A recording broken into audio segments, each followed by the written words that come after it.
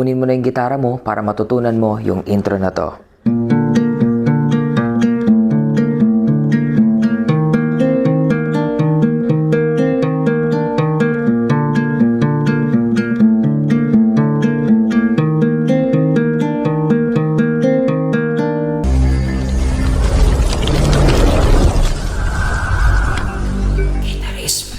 Sa version na to, kailangan mong gumamit ng guitar capo. So, ilalagay natin yan dito sa 5th fret. So, bilangin natin 1, 2, 3, 4, 5. So, dito natin ilalagay yung capo natin. Good news, 3 step lang yung pag-aaralan mo. Unahin natin yung mga pipindutin mo sa fretboard na dapat mong i-memorize. At dahil yung guitar capo natin ay nasa 5th fret na, yung magiging 1st fret na natin ngayon ay yung katabi ng capo mo. So, 1st fret, 2nd fret, 3rd fret, and so on. Para sa step number 1, yung hituturo mo, ilagay mo dito sa 6th string, 1st fret, and then yung ring finger mo, ilagay mo naman sa 3rd fret, 4th string. So, ganito yung magiging itsura niyan. Step number 2 naman, napakadali lang. Iangat mo lang yung pinindot mo sa 6th string. So, pag inangat mo yan, ang matitira na lang is ring finger dito sa ating 3rd fret, 4th string. So, yan ang step number 2. Para naman sa step number 3, yung hintuturo mo, ilalagay mo dito sa 5th string, 1st fret. So, ganyan yung itsura niyan. Parang sa step 1 lang kanina. Kaya lang ang pagkakaiba sa step 1 at step number 3,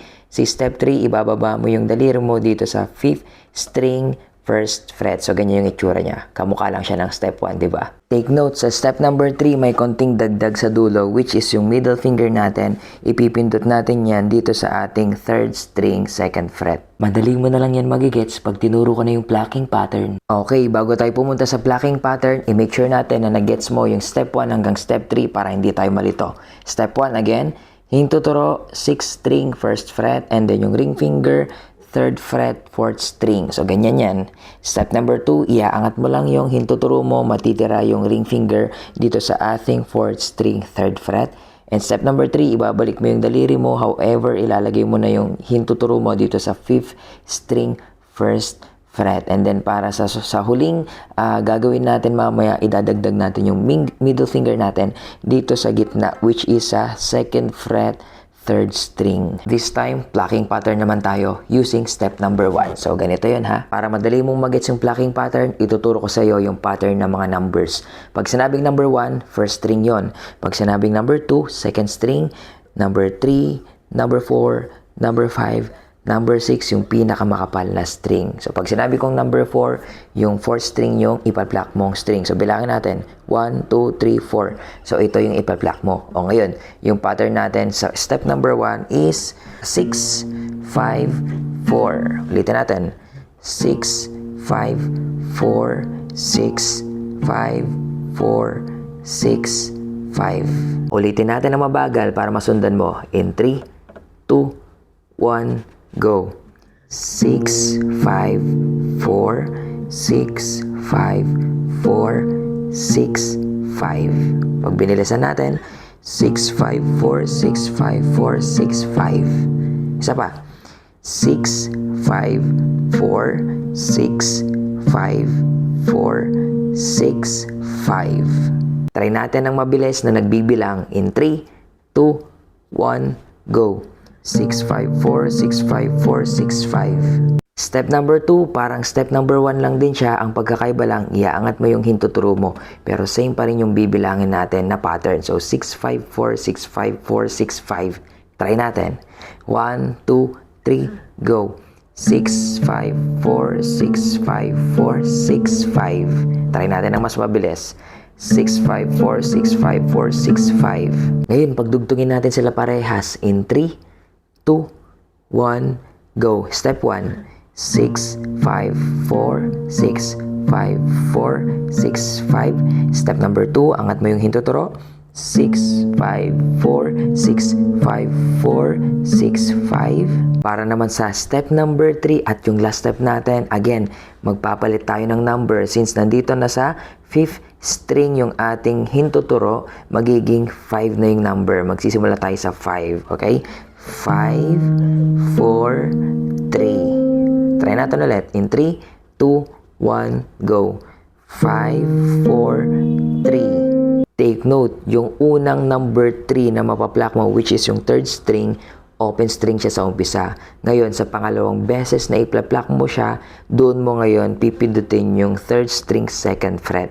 Para magets mo, subukan natin. In 3, 2, 1, go. 5, 4, 3. Unang beses na 3, open string. Isa pa. 5, 4, 3, pindot. Kasi pangalawang beses na. So, pag pinagsama mo, ganito yan. 5, 4, 3, open string. 5, 4, 3, may pindot na 3. Okay? 5, 4, 3, 5, 4, 3. Okay, try natin ulit. 5, 4, 3, open string. Huwag mong pipindutin yung gitna. Pangalawang beses. 5, 4, 3, may pindot na. So, pag pinagsama mo, again, 5, 4, 3, 5, 4, 3. Okay, so nakita niyo pagkakaiba. Yung unang 3, naka-open string tayo sa gitna. 5, 4, 3, open string yung third string. Yung pangalawa, 5, 4, 3, may pindot na. Ngayon, para makompleto mo yung step number 3, idagdag mo yung 5, 4 na bilang sa dulo. Para magets mo, subukan natin. 5, 4, 3, 5, 4, 3, and then 5, 4.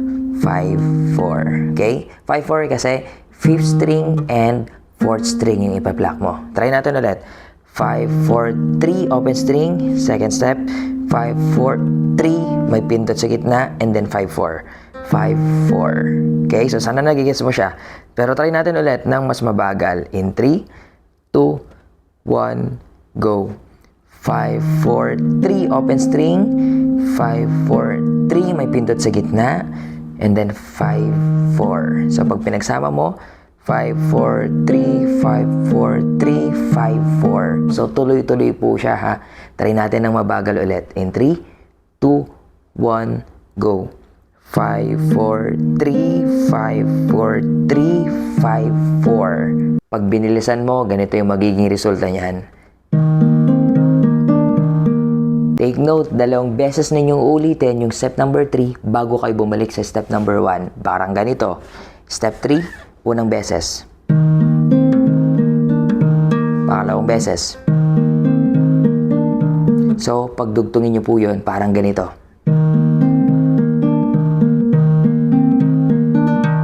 Diba? 2 beses. Ngayon na alam mo na yung step number 1 hanggang step number 3, pagsamahin natin lahat ng natutunan mo, practicein natin siya ng mabagal. Pwede mo ako sabayan para makapag-practice ka rin. In 3, 2, 1, go. Step 1.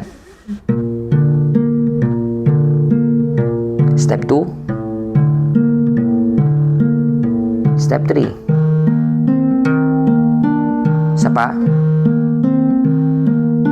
Step 1 ulit. Step 2. Step 3. Isa pa. O, diba? Napakadali lang. May mga gusto pa kayong matutunan sa gitara, huwag kayong mahihiya na mag-comment dito sa baba. Ingat and God bless.